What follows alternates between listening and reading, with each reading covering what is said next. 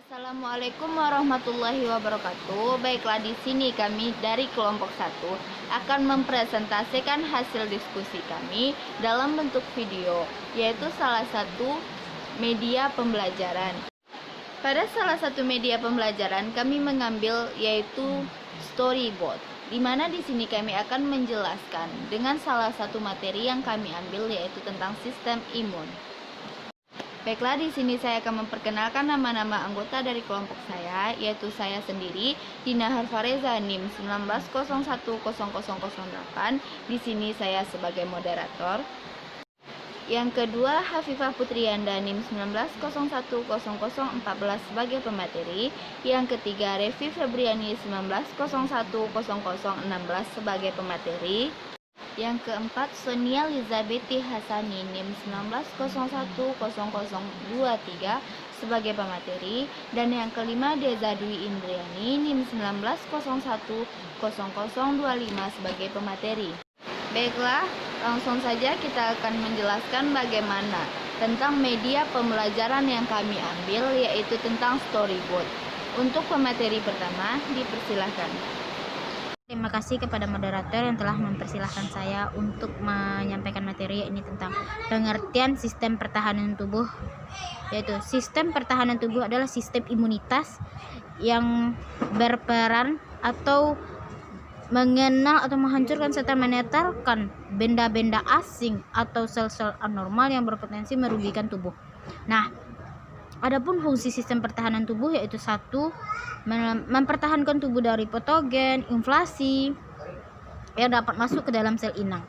Nah, 2. Melindungi tubuh dari agen lingkungan yang berasal dari tumbuh-tumbuhan, hewan, dan zat kimia. 3. Menyingkirkan sel-sel yang sudah rusak akibat suatu penyakit atau cedera. 4. Mengenali dan menghancurkan sel-sel normal. Terima kasih. Baiklah, saya akan melanjutkan membacakan materi yaitu mekanisme pertahanan tubuh. Pertahanan non-spesifik, di mana pertahanan spesifik ini terbagi atas 4 bagian, yaitu pertahanan fisik, kimia, dan mekanisme terhadap agen infeksi. Pertahanan fisik, kimia, dan mekanisme terhadap agen infeksi ini terbagi juga atas 4 bagian. Yang pertama, kulit yang sehat dan utuh. 2. Membran mukosa, cairan tubuh yang mengandung zat kimia antimikroba. Yang keempat yaitu pembilasan oleh air, mata, silvia, dan oren. Kedua yaitu fagositosis, di mana fagositosis ini merupakan garis pertahanan kedua bagi tubuh melalui proses penalaran dan pencernaan mikroorganisme dan toksin yang berhasil masuk ke dalam tubuh. Dilakukan oleh neutrofil dan makrofag yang bergerak secara kemotaksis, dipengaruhi oleh zat kimia. Jenis makrofag terbagi juga atas 3 bagian. Yang pertama itu makrofag jaringan ikan atau disebut dengan histiosit. Yang kedua yaitu makrofag dan prekursornya yang dimaksud dengan monosit. Yang ketiga itu sistem makrofag monokular. Yang ketiga itu yang selanjutnya yaitu ketiga inflamasi atau disebut dengan peradangan, di mana adalah reaksi lokal yang ringan terhadap infeksi atau cedera yang ditandai dengan kemerahan, panas, pembengkakan, nyeri, dan kehilangan fungsi. Yang keempat yaitu zat antimikrobas spesifik yang diproduksi tubuh, interferon protein antivirus yang berfungsi menghalang multiplikasi virus. Komplemen protein plasma yang tidak aktif dan dapat diaktifkan oleh berbagai bahan dari antigen, merupakan sistem kompleks yang memberikan respon imun terhadap antigen yang spesifik, misalnya bakteri, virus, dan toksin yang dianggap asing. Baiklah, saya akan menjelaskan materi selanjutnya. B. Pertahanan spesifik atau adaptif. Sistem kompleks yang memberikan respon imun terhadap antigen yang spesifik. Yang pertama, komponen respon imunitas spesifik. Antigen, zat yang merangsang respon imunitas terutama dalam menghasilkan antibodi. Terdiri atas bagian determinan, antigen atau epitop, yaitu bagian antigen yang membangkitkan respon imun, dan hepten, yaitu molekul kecil yang jika sendirian tidak dapat menginduksi produksi antibodi, melainkan harus bergabung dengan karier yang bermolekul besar. Antibodi, protein larut yang dihasilkan oleh sistem imunitas sebagai respon terhadap keberadaan antigen dan akan bereaksi dengan antigen tersebut. Merupakan protein plasma yang disebut imunoglobulin atau Ig yang terdiri atas 5 kelas.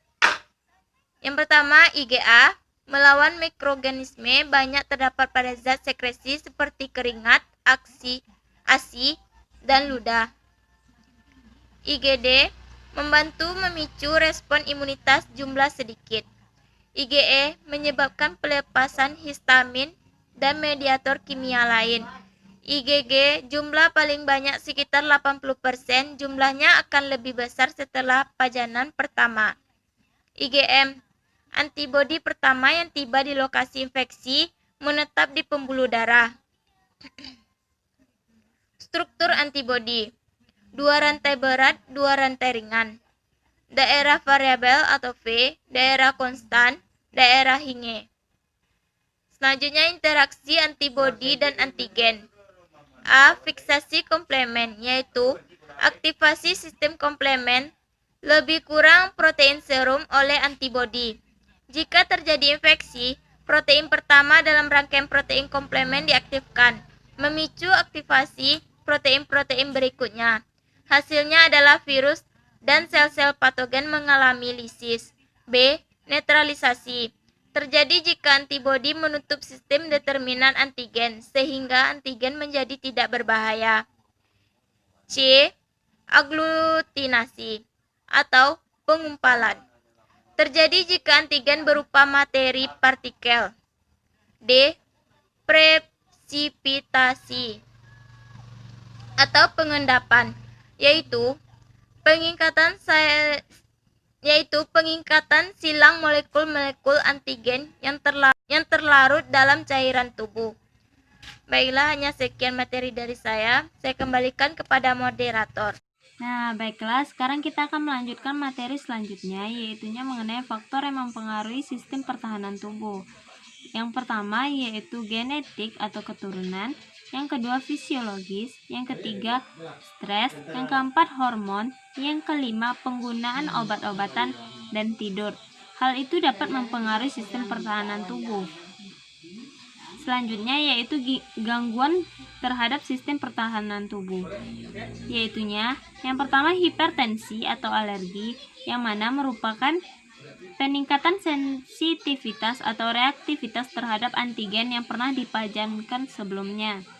Yang kedua yaitu penyakit autoimun, adalah kegagalan sistem imunitas untuk membedakan sel tubuh dengan sel inang, sehingga sistem imunitas menyerang sel tubuh sendiri. Yang ketiga yaitu imunodefisiensi, adalah kondisi menurunnya keefektifan sistem imunisasi atau ketidakmampuan sistem imunitas untuk merespon antigen. Nah, sekian dari saya kembalikan kepada moderator. Baiklah, hanya sekian presentasi dari kelompok kami. Jika ada kesalahan kami mohon maaf, dan semoga ilmu yang kami sampaikan bermanfaat. Terima kasih. Wassalamualaikum warahmatullahi wabarakatuh.